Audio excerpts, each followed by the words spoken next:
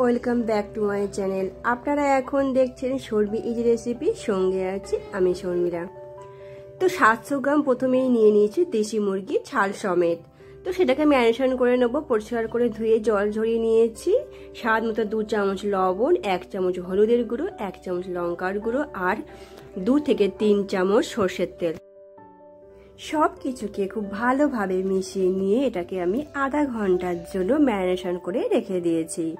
তো তারপরে বাড়িতে তো সবার বাড়িতেই পেঁয়াজ থাকেই, তো আমার কিন্তু এখানে একটু বেশি পেঁয়াজই লাগবে।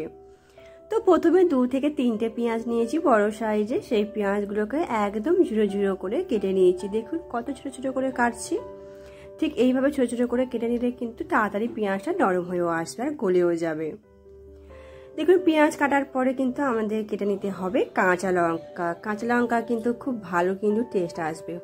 আর এখানে আদা আর রসুনটাকে কিন্তু আমি এখানে শিলনোড়াইতে বেটে নিয়েছি। কড়াইতে একটু তেল দিয়ে দিয়েছি 5 থেকে 6 চামচ আর 2টো দারচিনি, শুকনো লঙ্কা আর শাহি জিরে। খুব সুন্দর যখন স্মেল আসছে তখন কিন্তু দিয়ে দিচ্ছি কুচনো পেঁয়াজ। পেঁয়াজটা হালকা করে ভেজে নেওয়ার পর আদা রসুন কাঁচা লঙ্কাটাকেও কিন্তু দিয়ে দিয়েছি। আর সব কিছু মিলিয়ে যখন হালকা কালারটা বদলে আসে তখন 1 চামচ হলুদের গুঁড়ো আর 1 চামচ লঙ্কার গুঁড়ো দিয়ে দিয়েছি সুন্দর কালারের জন্য। আর যখন মশলাটা কষানো হয়ে যাবে 1 থেকে 1.5 মিনিট মতন, তারপরে দিয়ে দেবো 1 চামচ জিরের গুঁড়ো আর 1 চামচ ধনের গুঁড়ো। আর স্বাদ মতো লবণ দিয়ে দিয়েছি আমি এখানে 1 চামচ। আগে তো চিকেনের সাথে কিন্তু লবণ দিয়ে ম্যারিনেশন করাই আছে। আর বাড়িতে টমেটো না থাকলে কিন্তু অবশ্যই করে দিয়ে দিতে পারেন টমেটো সস। টমেটো সস দিলেও কিন্তু বেশ ভালো লাগে।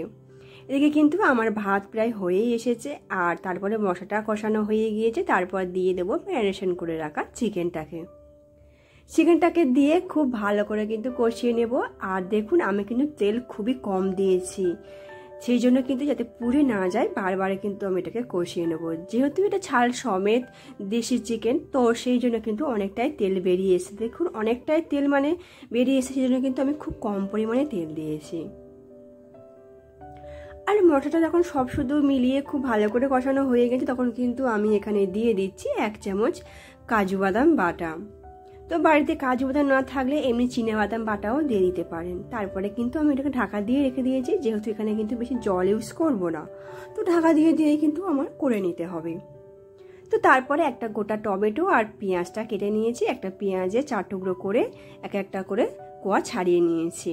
আর এদিকে কিন্তু চিকেনটা একটা নরমও হয়ে এসেছে। তো এবারে আমি দিয়ে দিলাম ম্যাগি মশলা। থাকলে দেবেন, না থাকলে কিন্তু দেওয়ার কোনো দরকার নেই, স্কিপ করে যাবেন। আর তারপরে আমি দিয়ে দিচ্ছি পেঁয়াজ আর টমেটো। আর স্বাদ মতো কিন্তু সামান্য পরিমাণ চিনিটা দিলে সব কিছু ব্যালেন্সটা কিন্তু খুবই ভালো হয়। আর তারপরে কিন্তু আমি এখানে দিয়ে দিচ্ছি 4 থেকে 5 চামচ মতন টক দই। গ্যাসটাকে কিন্তু লো ফ্লেমেই রেখেছি, নাহলে কিন্তু টক দইটা ফেটে যেতে পারে। তো ঠিক এই সময় দিয়ে দিচ্ছি গরম মশলা গুঁড়ো। আর গ্যাসটাকে কিন্তু অফ করে এটাকে আমি এখানে 5 মিনিটের জন্য স্ট্যান্ডিং টাইম রেখে দিয়েছিলাম। তো দেখুন কত সুন্দর কালার এসছে আর কতটা তেল উঠে গিয়েছে। তো গরম গরম ভাত, রুটি, পরোটা সবার সাথে কিন্তু এই চিকেন দো পেঁয়াজাটা কিন্তু বেশ মানায়। তো আমার তো আজকে রেসিপিতে কমপ্লিট হয়েও গিয়েছে। আর ভিডিওটি কেমন লাগলো অবশ্যই করে কমেন্টে জানাবেন। আর আপনি যদি আমার চ্যানেলের নতুন বন্ধু হয়ে থাকেন তাহলে অবশ্যই করে সাবস্ক্রাইব করবেন আর লাইক শেয়ার কমেন্ট করে আমাকে উৎসাহিত করবেন। এতক্ষণ ভিডিও দেখার জন্য থ্যাঙ্কস ফর ওয়াচিং।